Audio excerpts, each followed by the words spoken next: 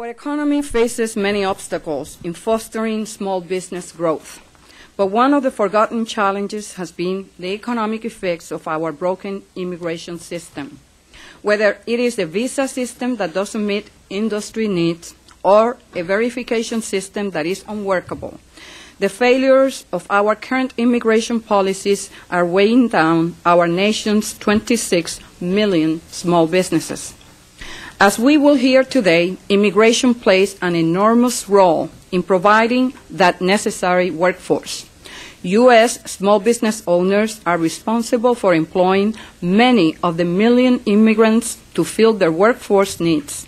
And yes, some of these 37 million workers are undocumented, many of them unbeknownst to their employers. These documented and undocumented workers can be found in nearly every sector of the economy. It is clear their services are needed, but with the current system, it is hindering entrepreneurs' ability to grow and is creating enormous paperwork burdens. As job creation increases at a pace faster than our workforce, small businesses will require even more immigrants to continue to innovate and develop their companies.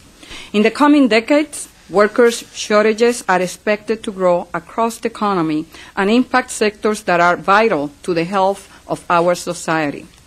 The businesses that produce and harvest our food already rely heavily on millions of immigrants. There is a critical sector that is here only temporarily to fill seasonal needs during harvest time and others that are part of a permanent workforce. In the high-tech industry, H-1B visas provide a pipeline for needed highly skilled workers. However, demand for these visas routinely outstrips the limited supply. For proof of this shortage, one only has to consider that the application cap for H-1B visas was reached this year in only the first few hours of the process. The current visa system is clearly not accommodating the needs of small businesses. Visa programs are not only failing to direct enough workers to the right industry, they have also become so bureaucratic that small firms cannot compete with larger businesses for those employees. Large firms are better equipped to navigate the complicated system that asks companies to predict their staffing needs months in advance and to pay high compliance costs and fees. For some industry, it is clear that a temporary workforce is an inadequate solution to their labor shortage.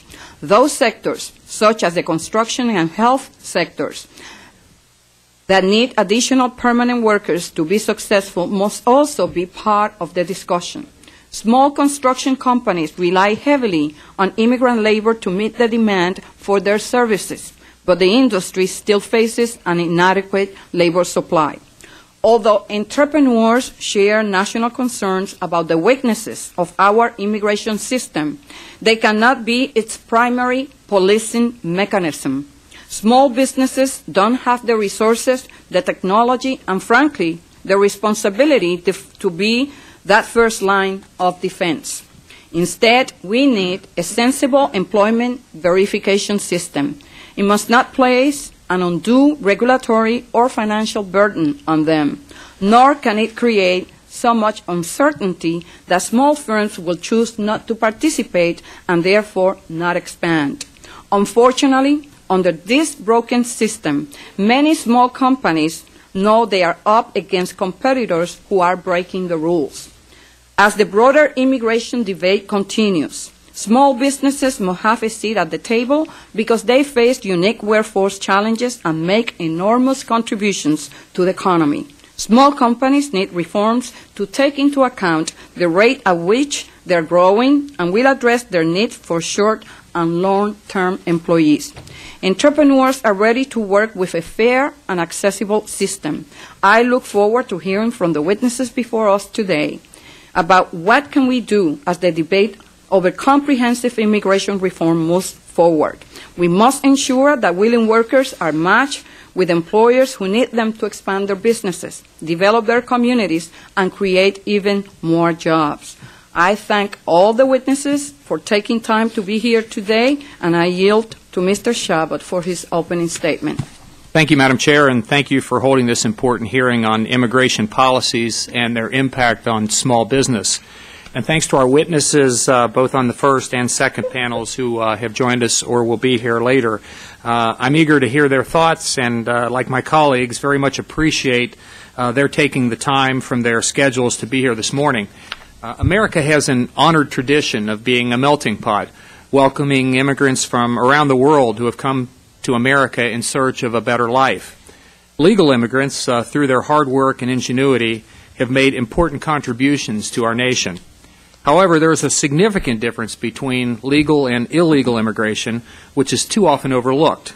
Illegal immigration is, by definition, against the law. Illegal immigration is an issue to be taken very seriously. It affects citizenship, our economy, and our national security. I strongly believe that those who come to the United States legally should have every opportunity to work and support their families and contribute to our nation as any American citizen would.